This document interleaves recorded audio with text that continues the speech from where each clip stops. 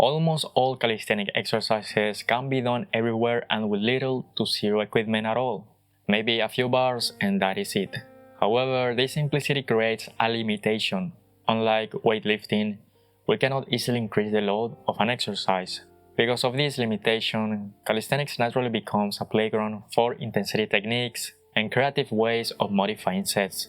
In calisthenics, we don't really change how much we weigh to either make an exercise heavier or lighter. We reduce the amount of support points in the case of going from a push-up to a dip, or increase the distance of the center of mass and the pivot, such as the front lever, or increase tension in one specific body part by shifting the distance or height of our support points, such as in a decline or elevated push-up.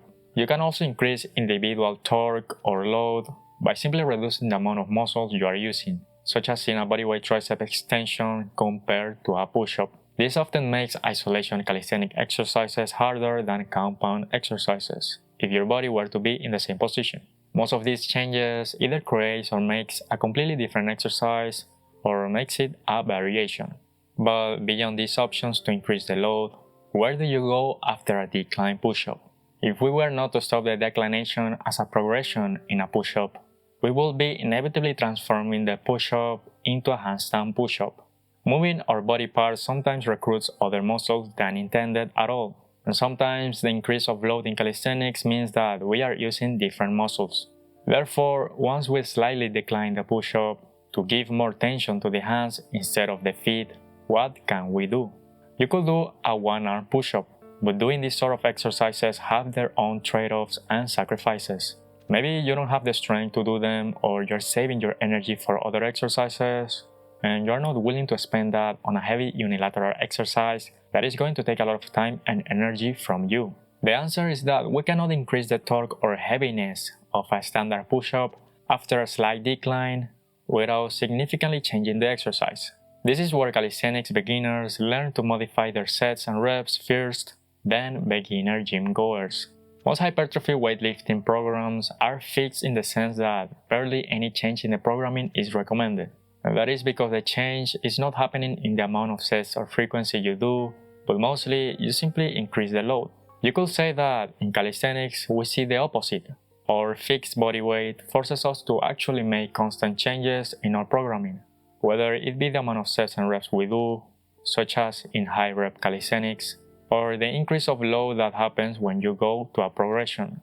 If the calisthenic beginner were to take a fixed program where exercises, frequency, and the amount of sets and reps do not change, he will be stuck as an eternal beginner, because he wouldn't be challenging himself. A more complex modification of sets and reps will basically be intensity techniques, or any technique that modifies how you are supposed to do the set. And this is where calisthenics really shines.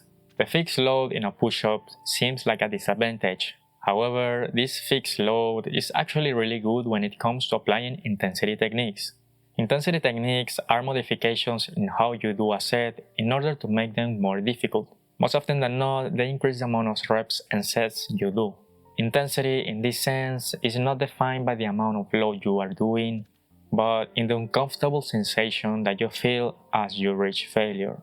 If you were to do a really heavy load, intensity techniques would be harder to do, or there wouldn't be a point to do them. If the load of the tension is all that matters, then bodybuilders wouldn't do any intensity technique at all. However, they do, which means that there is a benefit or use in using them, which means that time under tension matters.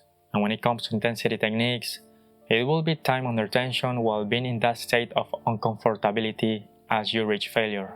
Intensity techniques such as a same muscle superset, where you do 2 exercises in a row that use the same muscles, such as going from a push-up to a dip, or a rest pause, where you first reach failure and then wait 5 to 15 seconds and then reach failure again, or a superset drop set, where you go from a heavier exercise to a lighter exercise, such as going from a dip to a push-up.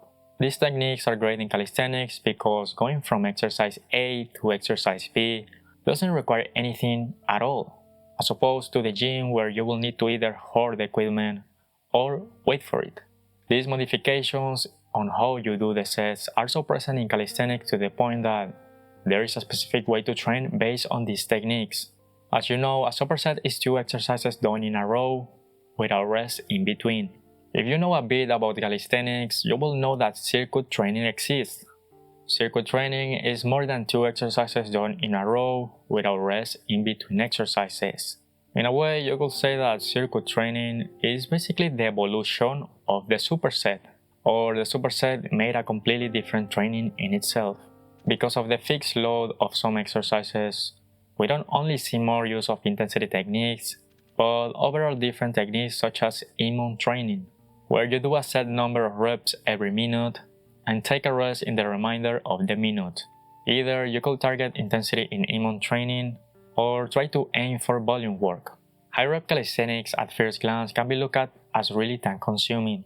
After all, each rep takes time to do. Therefore, a lot of reps should take a lot of time to do. However, this is only the case when you don't take into account intensity techniques. With intensity techniques like supersets and rest poses, you basically win raw and compress your training volume while making it more difficult. Intensity techniques can help you see your training differently. Not only intensity can be increased through load and the amount of reps that you can do as a result of that, the fixed load of a lot of calisthenic exercises and the easiness of the setup of all calisthenic exercises makes it perfect for intensity techniques or any technique, and that is why calisthenics is the intensity technique or any technique playground.